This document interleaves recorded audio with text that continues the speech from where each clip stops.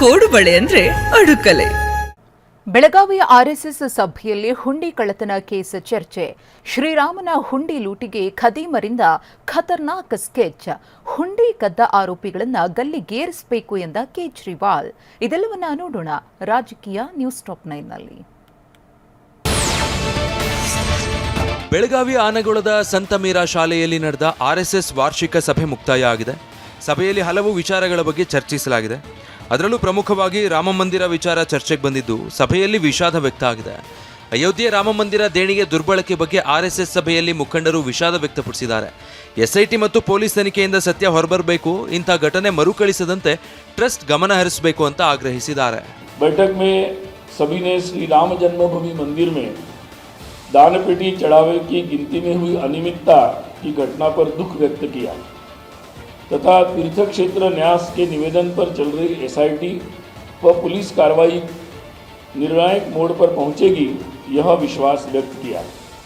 तीर्थ क्षेत्र न्यास से यह अपेक्षा की गई है कि वह सुनिश्चित करें कि भविष्य में ऐसी कोई घटना न हो जिससे समस्त राम भक्तों की राम मंदिर के प्रति श्रद्धा व गहरी आस्था पर आघात हो.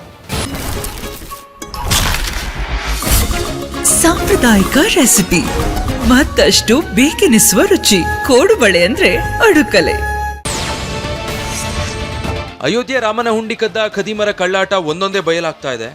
ಈಗಾಗಲೇ ಸಲ್ಲಿಕೆಯಾಗಿರುವ ಪ್ರಾಥಮಿಕ ವರದಿಯಲ್ಲಿ ಮುಖವಾಡ ಹೊರಬಿದ್ದಿದೆ. ಜುಲೈ 15ಕ್ಕೆ ಎಸ್ಐಟಿ ಅಂತಿಮ ವರದಿ ಸಲ್ಲಿಸಲು ಸಿದ್ಧತೆ ಮಾಡಿಕೊಂಡಿದೆ. ಟ್ರಸ್ಟ್ನ ಪದಾಧಿಕಾರಿಗಳು ಭಾಗಿಯಾಗಿರೋ ಬಗ್ಗೆ ವರದಿಯಲ್ಲಿ ಉಲ್ಲೇಖ ಆಗಿದೆ ಎನ್ನಲಾಗ್ತಾ ಇದೆ. ಮತ್ತೊಂದು ಕಡೆ ಆರೋಪಿಗಳ ವಿಚಾರಣೆ ವೇಳೆ ಮತ್ತಷ್ಟು ಸ್ಫೋಟಕ ಸಂಗತಿಗಳು ಹೊರಬರ್ತಾ ಇದೆ. ಯಾರು ಏನೇನು ಕಳ್ಳ ಕೆಲಸ ಮಾಡಬೇಕು ಅನ್ನೋದನ್ನ ಬ್ಲೂ ಪ್ರಿಂಟ್ ಹಾಕಿಕೊಂಡಿದ್ರಂತೆ. ಶ್ರೀರಾಮನ ದೇಣಿಗೆ ಲೂಟಿಗೆ ಬರುವ ಮುಂಚೆಯೇ ಸ್ಕೆಚ್ ಹಾಕಿದ್ದ ಖದೀಮರು ನೋಟ್ ಕಳ್ಳತನದಿಂದ ಹಿಡಿದು ಕ್ಯಾಮರಾ ಮರೆಮಾಚೋವರೆಗೂ ಏನ್ ಮಾಡಬೇಕು ಅನ್ನೋದನ್ನ ಪ್ಲಾನ್ ಮಾಡ್ಕೊಂಡಿದ್ರು. ಹಣವನ್ನ ಕದಿಯೋದು ಯಾರು, ಕ್ಯಾಮರಾ ಮರೆಮಾಚೋದು ಯಾರು ಅಂತ ಸ್ಕೆಚ್ ಹಾಕೊಂಡು ಎಂಟ್ರಿ ಕೊಟ್ಟಿದ್ರು. ಅವಿನಾಶ್, ಮನೀಶ್ ಹಣವನ್ನ ಬಟ್ಟೆಯೊಳಗೆ ಬಚ್ಚಿಡ್ತಾ ಇದ್ರು. ಅನುಕಲ್ಪ್, ಲವಕುಶ್, ಕರುಣೇಶ್ ಕ್ಯಾಮರಾ ಮರೆಮಾಚುತ್ತಿದ್ರು.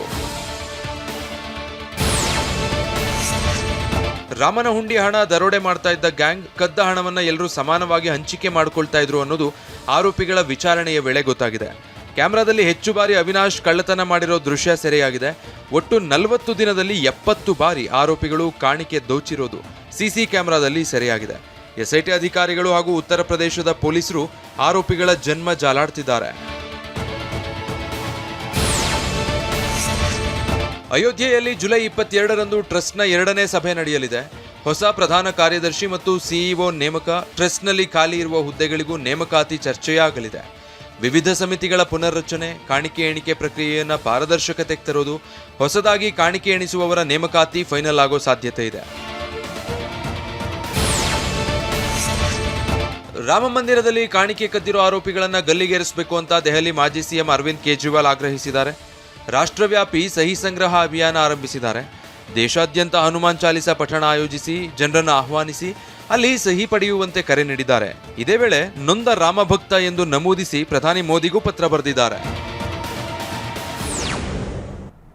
ಕೋಡುಬಳೆ ಅಂದ್ರೆ ಅಡುಕಲೆ.